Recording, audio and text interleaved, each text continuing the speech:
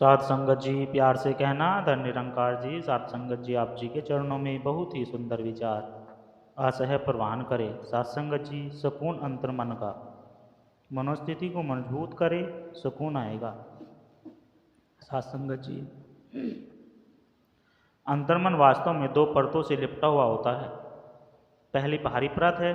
जब हम इस बाहरी परत के अंदर झांकते हैं तो पाते हैं कि इसके अंतर्मन विचार में वासना है, काम, क्रोध, लोभ, मोह, अहंकार और द्वेष है।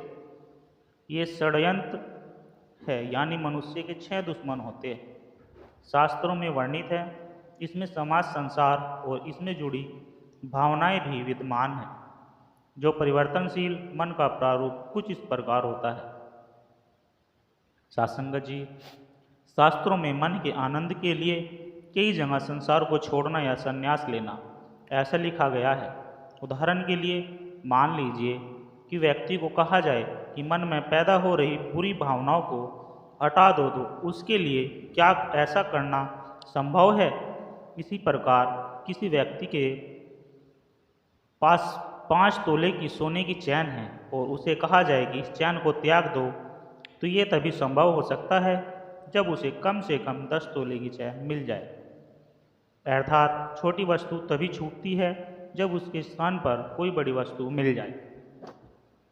साध संगत जी श्रीमद् भागवत गीता में कहा गया है कि मन को विषय से हटाकर एकाग्रचित करो। अब यह संभव तभी हो पाएगा जब व्यक्ति स्वयं अपने मन पर विजय प्राप्त कर पाएगा।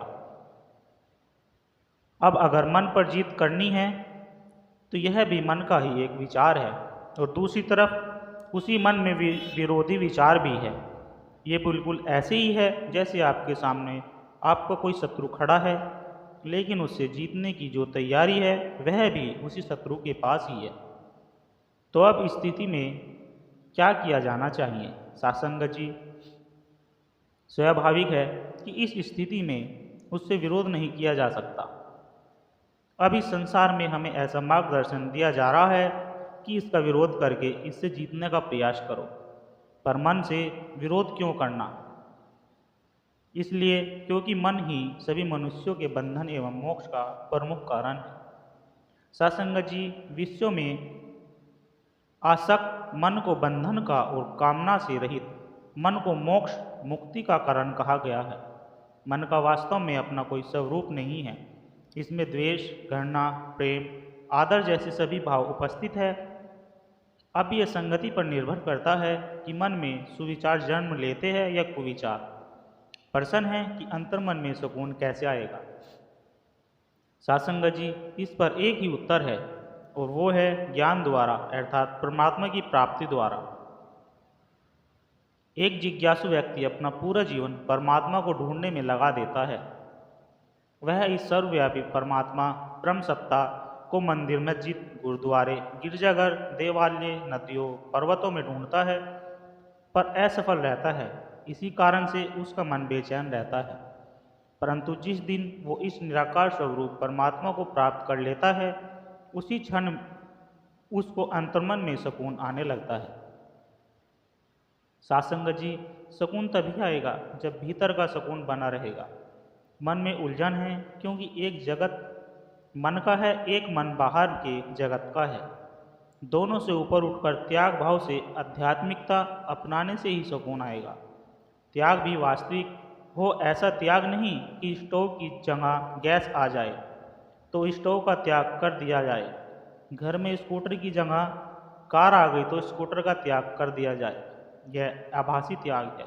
वास्तविक त्याग तो काम, क्रोध, लोभ, मोह, अहंकार को त्याग करके परमात्मा की भक्ति करने का है। साध संगत जी मन, बुद्धि और इंद्रियों से प्रज्ञान यानी माया से ऊपर उठकर शांति का अनुभव करने में ही सुकून है। माया के पीछे पीछे न दौड़े, बल्कि हमारी ऐसी अवस्था बने कि माया हमारे आज के और भविष्य के काम आए। प्रभु प्राप्ति का मार्ग गुरु की कृपा से आसान हो जाता है। प्रभु के वर्णन में अनेकता हो सकती है, पर साधन और मार्ग की अनेकता नहीं होती। प्रभु की भक्ति में ही सुकून है। साध संगत जी प्यार से कहना। धन निरंकार जी।